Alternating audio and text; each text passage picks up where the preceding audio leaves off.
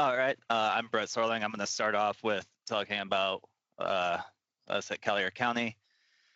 So for a quick rundown again, we did a Vanderbilt Beach Road optimization, which was 9 intersections with some major intersections for the cross streets because of we don't have 75 here, so we're going to get a lot of traffic coming up because of people are trying to get up to 75 or down to 75 depending on where you want to get. It's also a commercial and residential road.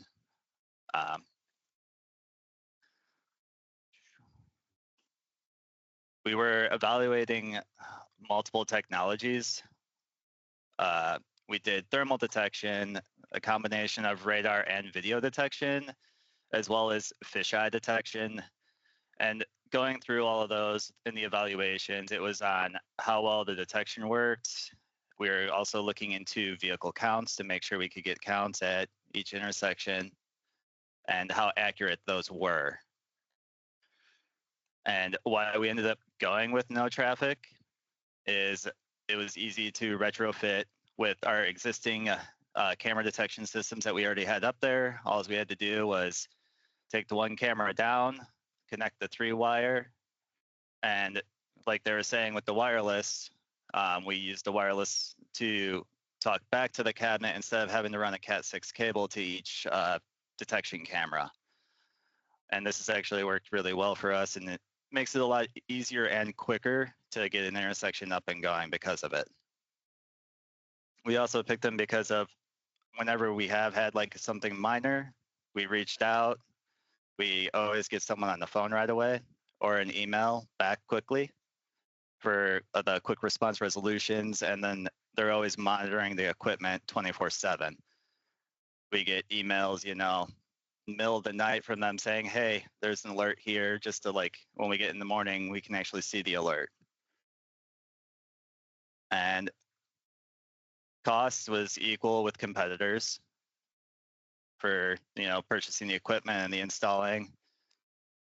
And then we didn't really have any detection failures at all while we tested the equipment, which really helped in our decision making.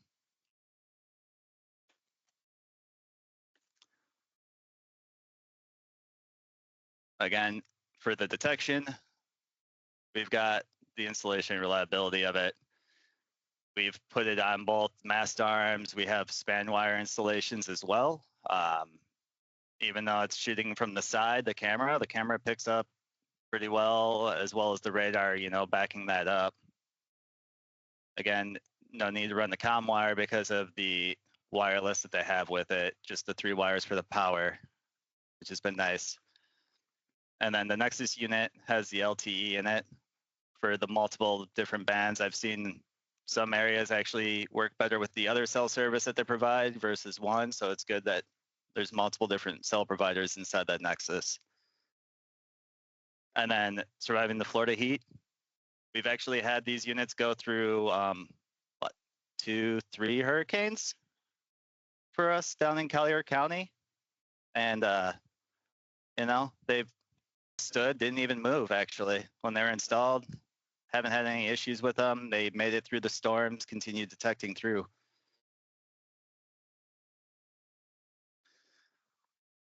And the sensor's capabilities, the wide field view, just for the one camera, that's really been nice. Instead of having to install like 2 cameras, one for our throughs and then one for, just the left turns because of how big our intersections are over here. The radar has helped us with, because we get a lot of fog in this area as well. So the radar helps with detecting the vehicles for that.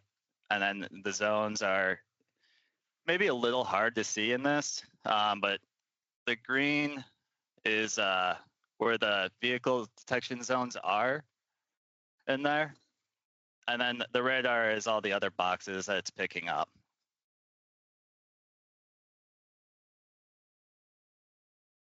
And here's some photos too. So the photo actually in the top right is what happened, after one of the hurricanes.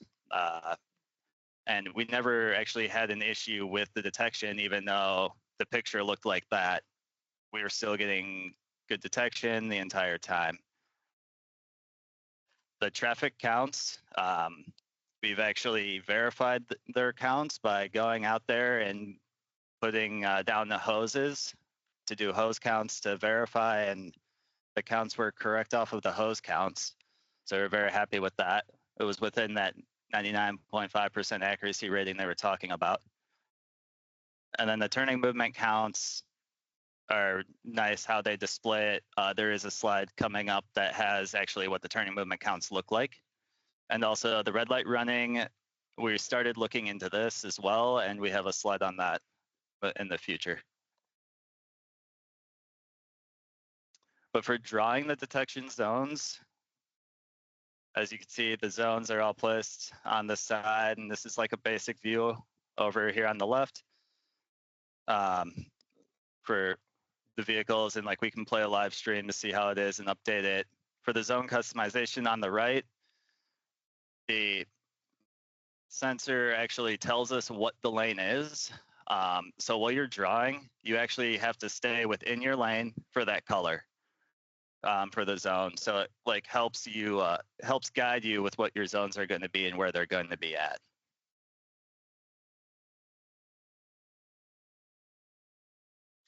And like we were saying about turning movement counts, here is a page about traffic volumes, the approach volumes. You get the turning movement counts. We also can get arrivals on green and delay, but they break down the turning movement counts between passenger vehicles, heavy vehicles, buses, and motorcycle and bike. And the pedestrian is also really nice that you can see and how it's laid out, easy to view.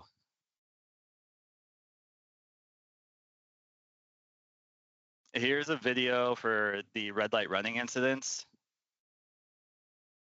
And as you can see, the person that did run the light ended up actually doing it right in front of a police officer. These analytics are nice. We can kind of see, what's happening for how many people are running, the light on a yellow, on an all red, or, if it's red for them and green for the other, which is how the tiers are broken down between tier 1 for, the yellow run, tier 2 for all red, and tier 3 for the red and green.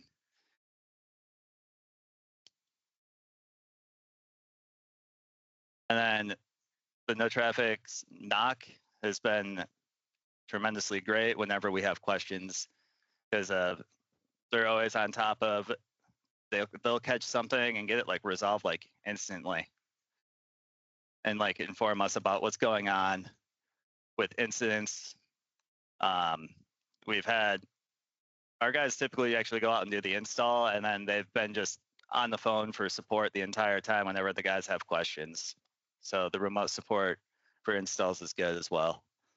And then, as soon as there's an update, they let us know, and then they'll update the system. That way it's always up to date, the latest firmware. And this is the alerts that do happen. So the alerts that they see and send to us, it could be, an overstaying vehicle, construction work happening, or an accident along those lines. And I know there's a lot more customization. I'm willing to get more into that, but I love these alerts, especially when you get the email alert. You can go to the MOS page and then click on the alerts on the side, and it'll give you a little mini snippet video clip of the alert that you were informed about through email from their knock.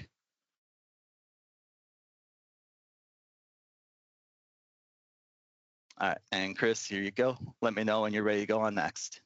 I'm ready. Hello, everyone. First of all, my name is Kris for Ordonez. As mentioned, I'm kind of like the timing signalization guy for Collier County, and I kind of oversaw, with Bret's assistance, the optimization implementation here within Collier County along Vanderbilt Beach Road. So if you'll go to the next slide. So a little bit of background, once we actually decided to move forward with NoTraffic as our kind of standard detection system, I want to say it was like mid last year, we finished deploying along Vanderbilt Beach Road. We started with 1 or 2 intersections, then went for the rest of to complete the 9 intersections. And we actually started the process of the optimization adaptive system I want to say it was maybe December or January of this year, December of last year, January of this year. And it was kind of a rushed but efficient process, I want to say, because we wanted to get it in before season was over. Down here we have a very heavy season. We have a lot of snowbirds that come down. We have a lot of people visiting from out of town, and our traffic just gets pumped up like crazy during like the December to April period. So we wanted to make sure that we had our optimization in before that was gone. So NoTraffic was very helpful with us. They, quickly they asked us for all the information that they needed, the existing timings, existing SO signal operating plans, that kind of thing to get them moving. And they started modeling the system. And one of the great things that I liked was right from the beginning, they basically verified to us that yes, this is a good potential arterial for optimization, or no, it's not potential. Of course they said yes, and so all right, so let's move forward. So we worked with them. We were luckily able to get it in just before season ending on April 1st of this year. And the reason we picked this arterial, both for the detection trial and the optimization trial, is because it is a heavy arterial. And like mentioned, we don't have that 75 factor, so it's heavy pretty much throughout the whole arterial east-west traffic. We got people going in towards the beach westward in the morning, and then going back towards out to the boonies where everyone lives in the eastbound in the afternoon. And basically what we were trying to do is we were trying to compare apples to apples with optimization and our existing timings that was developed by a consultant a few years back. So we put kind of a limitation on the adaptive system, on the optimization system, that said we don't want to adjust any sequencing. We want to just where left turns are currently leading or lagging, we want to keep that same sequence throughout the day just to make sure we could see what the system's really capable of. And we also kind of put a small limitation on how much of an increase on cycle length that we could do on the optimization, because anyone could make an arterial look great if we would give them a 300-second cycle, but we didn't want that. We wanted, hey, we have 180 right now. We want to keep it somewhere in that range, maybe go up to 200 or so, just to make sure we get a fair comparison.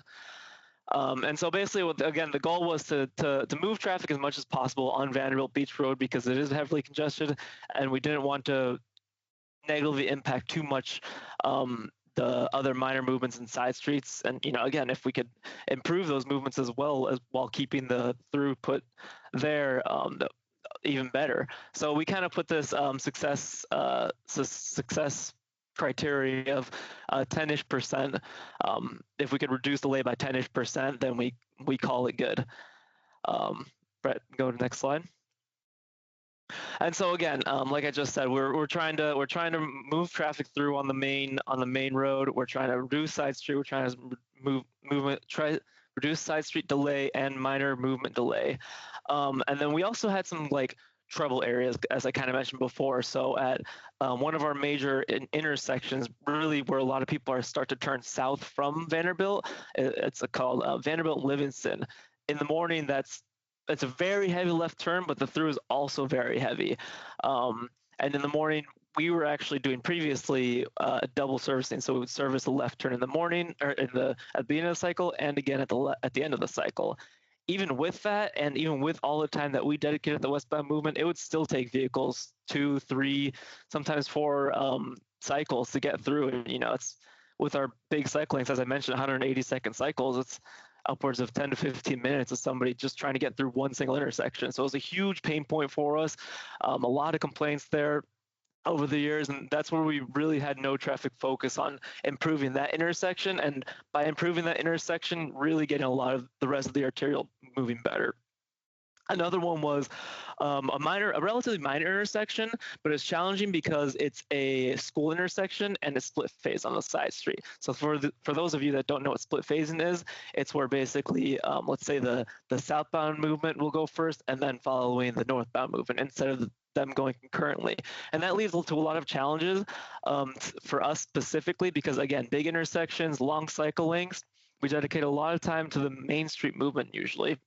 And so whenever we have a pedestrian crossing at those split phase intersections, it grossly overruns the cycle length and causes increased delay for the main street movement and shorter greens while the signal tries to get back into step.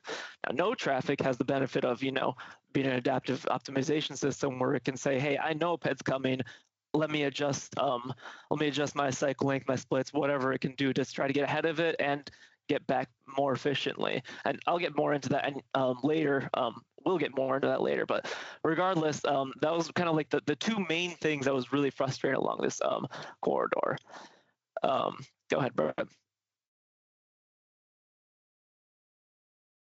All right, so optimization with NoTraffic, it's really cool because it's they say it's decentralized, right? So it's basically each intersection is doing its own thing. Each intersection, the processors there is looking at volumes, it's looking at delays, it's looking at pedestrians, all these different factors that affect your signal timing and your efficiencies and all that good stuff. And the processor is trying to optimize that single intersection. Number one, right? It's trying to get, and you of course give it priority to say you want to move westbound as much as possible. So it tries to prioritize that westbound without negatively affecting everything else. And then on the whole, all of these go back to the cloud and talk to each other on the NoTraffic platform. And again, depending on how you configure it, for us, it was moving traffic along the main street. It takes all those, each individual intersections optimizations that it's doing locally, and they talk together to try to get traffic moving in the direction and where you want it to. So it's a very intelligent system in that it's doing everything at the same time, kind of thing. Go ahead, Bret. Okay, so now the interesting stuff where everyone likes to look at. So the results. So overall, we saw an average of 22% delay reduction along the arterial, and that's overall again throughout the day. During the rush hours, we saw anywhere between a 25 and a 30% reduction. That's for the peak direction. So the ones we're focusing on, we're not trying to smudge numbers in here. Hey, we got the minor direct. No, this is the traffic that we're interested in moving. And then we got some fun numbers there for that, like the politicians like to see it, the $90 million economic savings over 5 years. So really good numbers. Again, we're targeting 10%. This far exceeds our expectations, so we're really happy with the system thus far. Go ahead, Bret. And then, of course, the travel time reductions, right? So this is a lot more visual. I say 20%, 20%, it could be like 20 seconds in a 60-second. But no, we're talking normally before it was 15-ish minutes during the peak hours, up to 20 minutes in the peak hours. And we got that down to around 12 minutes on average during the peak hours.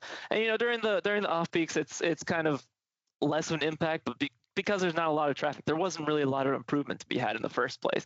So that's kind of where you see in the middle here that there's not a lot of improvement. But during that peak hour, again, that's what we ourselves were focusing on, trying to get that peak hour traffic down lower where it was before. Go ahead, Bret. And so the other thing, kind of what I was touching on before, is the oversaturation, that people having to wait 2, 3, 4 cycles to get through one single intersection. These two views that you see down here at the bottom is at a minor intersection, but it's backed up from a major intersection that's, I want to say, like half a mile down the road. And this would be a daily occurrence. This is our PM traffic, so going eastbound, and so it backs up through the intersection and sometimes close to or actually to the next major intersection. That's a mile of backup. And again, that's crazy. Like people, we would get complaints constantly, and it's not abnormal for us here in Collier County and our major intersections for it to look like this.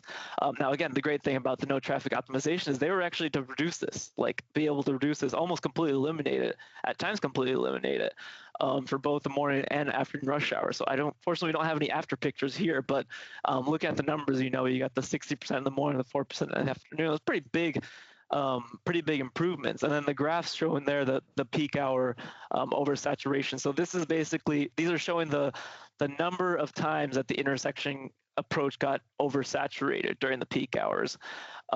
Basically looking at when didn't the queue clear, right, during the peak hours. And so the black line being the before and then the blue line being the after. So again, pretty big improvement with the no traffic optimization.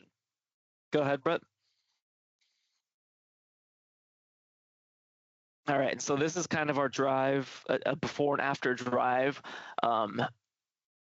going eastbound. So this is the afternoon rush hour. So as you can see, we already got a stop at one of the major intersections. Barely made it through on a yellow on that one in the second cycle. And on the right, we're going straight through. We're getting stopped at the second major intersection, or I guess really the third major intersection. But still make it through on one cycle. Still waiting on the first before.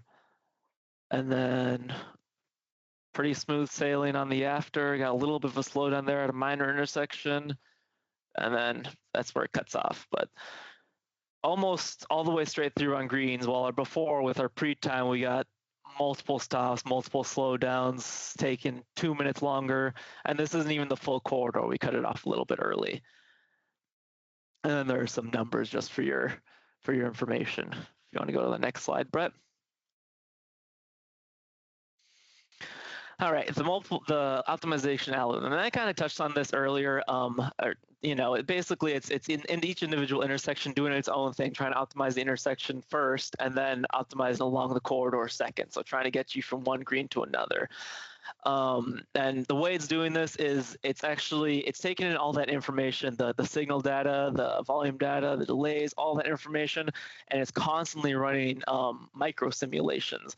And it's saying, okay, if I maybe give 5 more seconds to this approach, how will that affect the approach I'm most interested in and the rest of them? And it basically gives it like a weighting. And it's like, think of it like golf. Like we're trying to get that as low as possible. We want to get that score as low as possible and get that delay as low as possible for basically everything, right? But of course, the policies that we apply to it affect how that algorithm scores those different scenarios. But it's basically doing that to try to constantly optimize each intersection and the arterial in a 2 to 3 minute forecast, let's say. Go ahead, Bret. And then this is kind of our optimization control. So if you guys are familiar with adapters, if you used other adapters in the past, you know that you have your operator point of view, right? So you have it's already programmed, it's running, and something goes wrong. Let's say there's a lane closure, there's an accident, something's not getting detected. This is where you would make all of your temporary adjustments, or simply just turn off the optimization if you want to, if you need to. And the great thing here is it's also kind of like a status thing, right? So it shows you what the actual optimization is doing. And it's kind of, when you first look at it, a little bit overwhelming, but basically going from top to bottom in that picture on the right side there, it's showing the status of each phase, of course, and it's showing the vehicle demand, how many vehicles are waiting on each approach. So you kind of get a quick idea of, okay, this is my heaviest movement. I should see a lot of time dedicated to this movement. And then going down, you got your vehicle calls, pedestrian calls, et cetera, et cetera. And then the min max is basically what the correct me if I'm wrong here, Kris, but what the optimization is programmed for being possible to do for this period. So for example, on phase 1, it can have minimum of 5 seconds up to a maximum of 25 seconds. And then no traffic can go, or the optimization can go anywhere in between that period window depending on demand. And then the little pictures you have down below there is kind of showing what the optimization is deciding to do, and that's constantly changing. It doesn't show it here because it's a static image, obviously, but that's the cool thing about watching it in the actual platform. You can see, okay, I'm going to do a left, no way, I'm going to do a through, no way, I'm going to go to the side street, that kind of thing. And it's constantly changing, so you can see what it's doing, and if something's malfunctioning, you can try to start to understand why it's malfunction or what it's trying to do, as opposed to what you expected it to do. And then at the bottom, you have all your controls. If you need to flush out an approach, if you need to give approach more time, less time, if you want to force off an approach to go to another approach, things like that. Again, your standard operator functions. Next slide.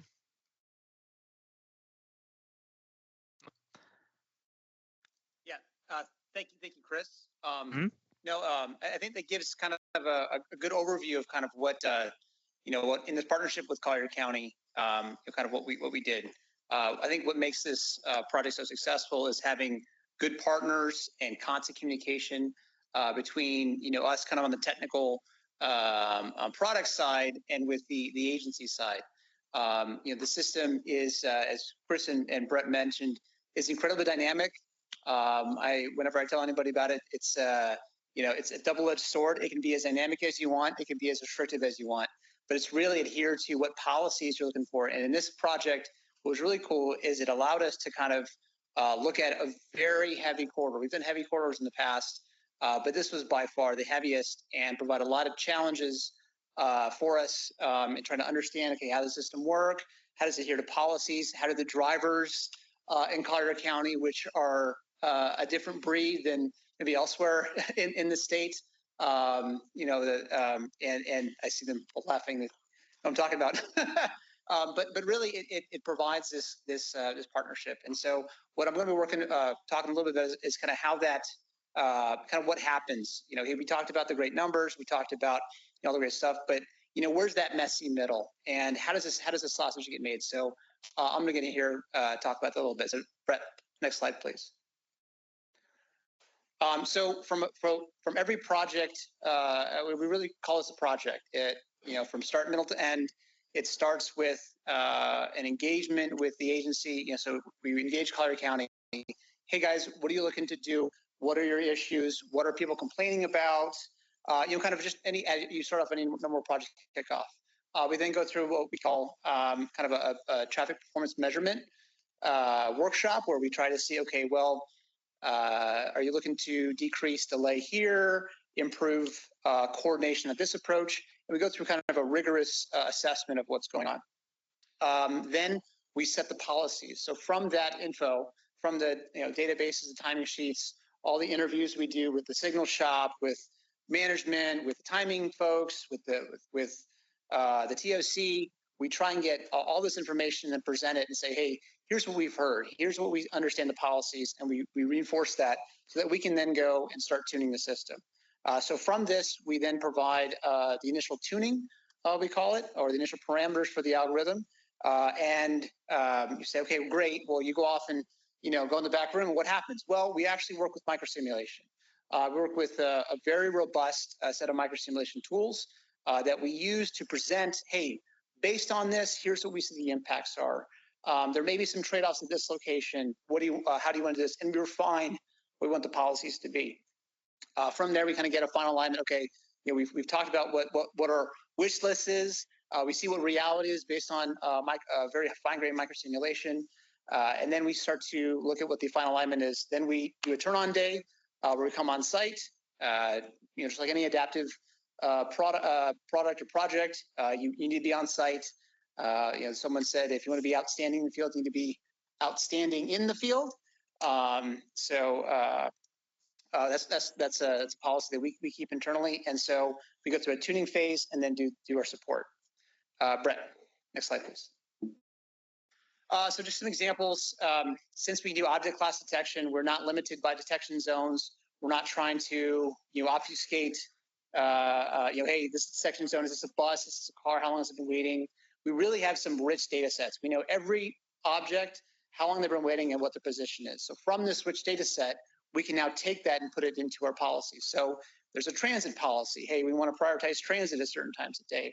Or we want we've done pedestrian prioritization where, hey, we're in a campus environment. We need to allow for cross traffic, but don't hurt vehicles as much. So try and keep those cycle lengths low when we can, and then expand them when we don't need to. Other things with traffic management, clearing queues, managing queues and oversaturation. and cross coordination, especially on crossing corridors. Those are all things that we've done. Next slide, please. So, when we're thinking about projects, it's always okay. Well, hey, this is great. It did it in here in Florida, but where does it sit for me? And on the right is an example of our micro simulation we've done in what agency out at an interchange. So one of the things we see is it's a common seasonal principle is try and manage what you have today. Without resorting to lane capacity, how can you best squeeze out the efficiency of your existing infrastructure and distance geometry?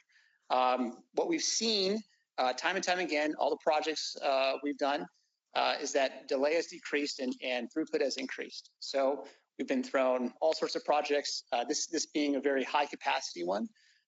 We've seen that even in a high capacity environment. Mixed use corridors, residential, commercial, school zones here on Vanderbilt, it's 6-lane divided arterial.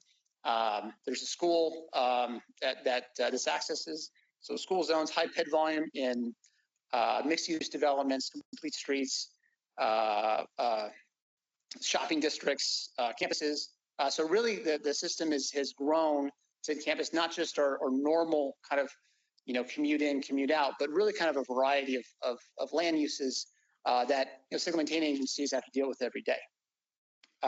Really, kind of this is true for most adaptive systems, but the reason they were developed was to help with kind of the unpredictability. So when adaptive systems first got rolled out, it's about shopping centers, unpredictable demand, ramp terminals, things like that. And that's something that we carry forward as well. And then from a safety perspective, this is ongoing research we're doing internally, but what we've seen time and time again is we're starting to see red light running decrease. We don't know why, to be perfectly honest with you. We have some assumptions based on some initial studies we've done, but we have seen the safety, seen the risk factors of traffic impacts be reduced. Again, that could be better management of platoons, could be better detection. Again, we don't know, but we are seeing indications of decreased red light running, which is a good thing. Next slide, please. And then, I think from also an agency perspective, we all know time and people are short. It's really tough to get staffing. There's staff turnover. As agencies grow, it's tough to backfill. What we've seen in some of our deployments is this help their limited staff manage some corridors so they can focus on others. I think that's something when we talk about agency, segmentation agencies and their staffing challenges, that this may help with consultants who are trying to manage, like an RTOP corridor. Some of the applications we've seen. Citizen complaints, since we monitor the system, since we have access to all the data, we have great data. This provides a really good opportunity to engage your citizens in a proactive manner. So rather than just saying, hey, we'll look at it 2 weeks later, 311 call comes in, take a look at it 2 weeks later, here's the result. We can deliver pretty instantaneous analysis and probably resolution within 24 hours because we have continual monitoring, we know our systems, and we have all this rich data. And then the last thing is what I find pretty cool is the RAM terminals. This is a really good project that we worked on several years ago, is reducing that queuing, because nothing DOTs hate more than when it backs up onto the main line.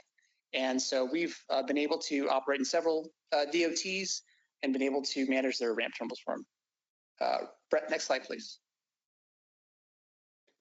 So again, this is the essence of our system. I'll hand it over to Mike. Yeah, I mean, we kind of went over this, and I want to be cognizant of time. We have our friends from Collier on for about 5 more minutes before we need to step out. So if you have any questions for the team from Collier, maybe we prioritize those questions. And what happened to the split phase intersection? Did you keep it split phase or did you change it? Yeah, so I think it's important to note that for none of the intersections, we didn't change anything operationally, as in again, sequencing or anything like that. So the split phasing stayed in, the sequencing stayed the same, and NoTraffic was able to resolve the issue just with their system. Sorry, Gustavo, to add on to that, especially at this, since it was a school area, it was access to a school zone, or sorry, it was a high school, I think, right? Right, Kris? Elementary school. Yeah. So thank you. So southbound, there wasn't a lot of demand, but then it would really peak, when they're trying, your parents are trying to pick up their kids. And so what we're able to do is with some refinement, able to kind of keep that demand kind of low without hurting the cross streets too much. But the challenge with this intersection was that split phasing was introduced because it was an access point for buses to come out of the school. So the buses, in the morning, it would go Main Street, left turns Main Street, then southbound, and then I think northbound or somewhere in that order. And that would throw off the cycle length traditionally. But since we're able to, understand, okay, is there a pedestrian call in? What's the pedestrian wait time? Okay, let's factor that into the decision. It's able to manage those queues a lot better. So great question. Yeah, Mario. So, the question was, if I can repeat, what are, so you're talking red light extension specifically, or just from a detection side, correct? Yeah. So, Kris and Bret, the question was, when a failure happens from a detection side, kind of what are some of the challenges you guys have seen? And then I'll follow that up with kind of from the technology side, a little bit how it works. So. So like you said, no system is perfect, right? Obviously there's gotta be failures. And from what we saw failure-wise was mainly, it seemed like the system was just getting overloaded because there was so much information happening. And so what we saw was, it was weird because NoTraffic didn't see it from their side, so they didn't actually catch it from their knock because everything was working fine from their point of view. But on our side, looking at the controller, it showed alarms, it showed that detectors getting stuck on constantly, on and off, on and off, on and off. And so, I mean, we have here, a back fail safe whenever a detection system fails, that it goes into max recall. So we make sure that phase gets serviced regardless of demand or not. And so that kicked in, as it normally should. And then we reached out to NoTraffic and said, hey, we're seeing this issue at this intersection. What's going on? Please provide us what you find, what resolutions are taken, and how can we prevent this in the future? And they basically said, hey, they came back and said, hey, we looked into it. We looked at the logs. Looks like that the system was basically just getting overloaded and locking up. We made some changes on the back end, and you shouldn't see it again in the future. And so far, it's been working good since then. Yeah, and thanks, Kris. And Marty, to that point, again, no system is perfect. One of the things we saw, again, was that the amount of detection zones, and just quick time check, I think we got to leave. Yeah. This is the last question, then we'll carry over to the foyer. But yeah, it was when we initially deployed, this is why I talk about the partnership. It's like they said, hey guys, here's the issue. So what we did is we went back, looked at the software. They had, 24, 30 zones. We had 70 objects, per second. And found out that there's some camera firmware that we had to upgrade. Did an over-the-air upgrade, and then the problem hasn't resurfaced. So that's one of the powers about having kind of this as Mike said, this kind of smartphone model where we have dedicated LTE and backup LTE. We can do a lot of stuff with that to kind of mitigate these things and quickly implement them if and when we see them.